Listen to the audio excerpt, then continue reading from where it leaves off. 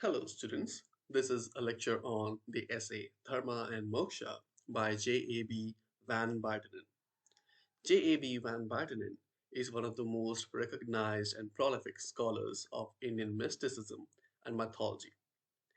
In his essay, he starts off by telling the purpose, and he states that the purpose of his essay is to establish a distinction between Dharma and Moksha alongside defining dharma and moksha in their various forms, and also to establish an inquiry about the relationship between dharma and moksha. After telling about his purpose, he defines the terms on the basis of their eschatology. Eschatology, that is a doctrine that studies what happens after life. Amongst various concepts that are associated to afterlife stands the concept of heaven and hell, which also talks about the transgression of life forms from the body of a worm to the body of Brahma. Another concept that is very popular about afterlife is the continued existence of soul, that is justified by the deeds of human life.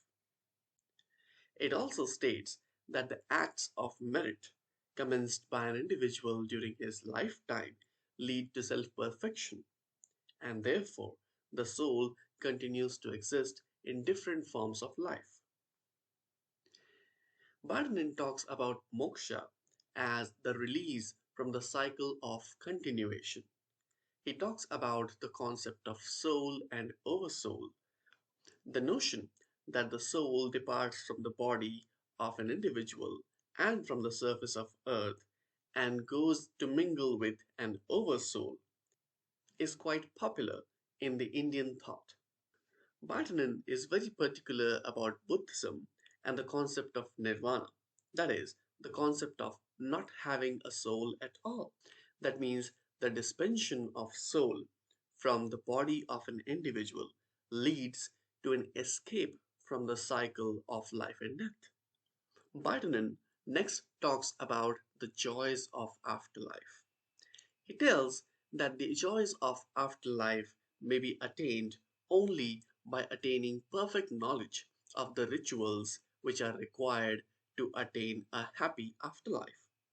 He says that there are Yajnapurushas or sages that were the true beholders of ritual knowledge. He claims that such sages had the capacity for manifestation of the one true God.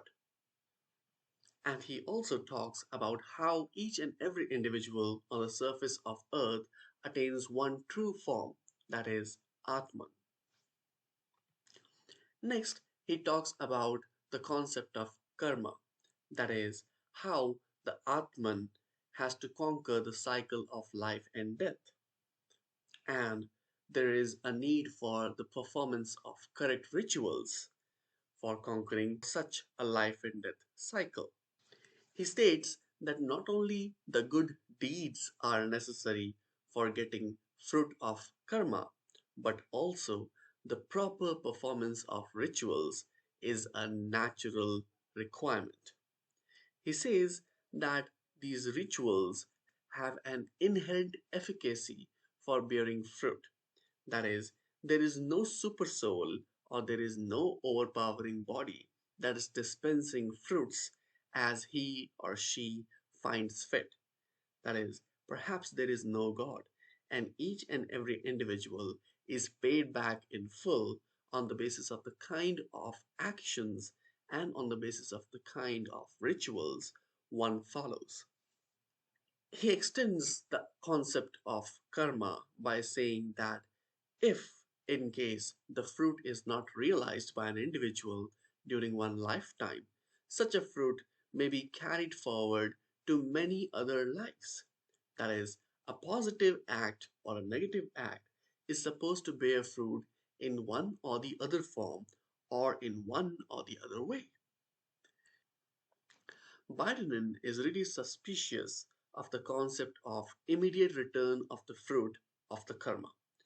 He says that it is just a human way to define the characteristic justice of act, and perhaps not a truth. He continuously emphasizes on the point that the act or the karma doesn't really mean deeds, but it is a ritual act that is supposed to be performed perfectly to the last syllable. In the core of the essay, Buitenen talks about the definition of dharma. He says that dharma is the observance of the necessary acts to keep the world intact, perhaps a sort of natural order or a cosmic tendency that is supposed to be followed by each and every individual to maintain control in the world. In Hinduism, too, it is a cosmically determined activity to maintain order in the world. He also claims that it is supposed to be imagined as an innate or an intrinsic characteristic in each and every living being. He says that there are various ideas associated to dharma, such as dharma, artha, and kama, that combinedly form a term called Trivarga.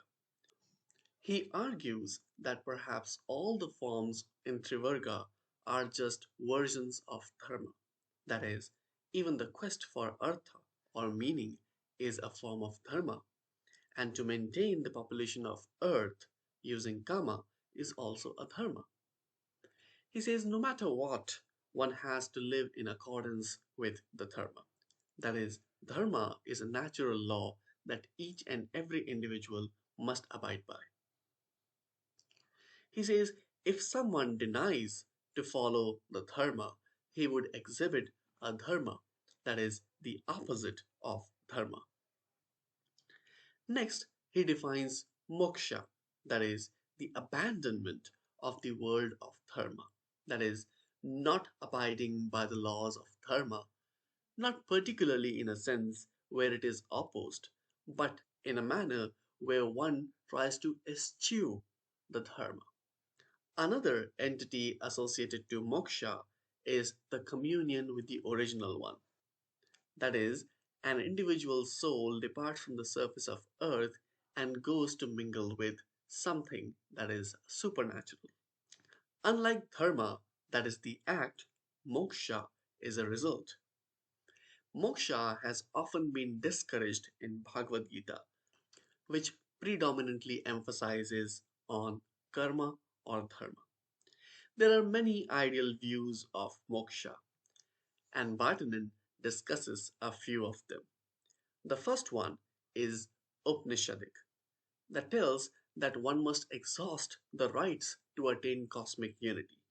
That is, moksha can be attained by perfect performance of ritual acts or by performing all the rites that are warranted by Upanishads. The second form is yogic, wherein one focuses upon his soul and allows the creation of the ultimate within the self. Yogis often do this to escape the cycle of life and death and attain communion with the ultimate.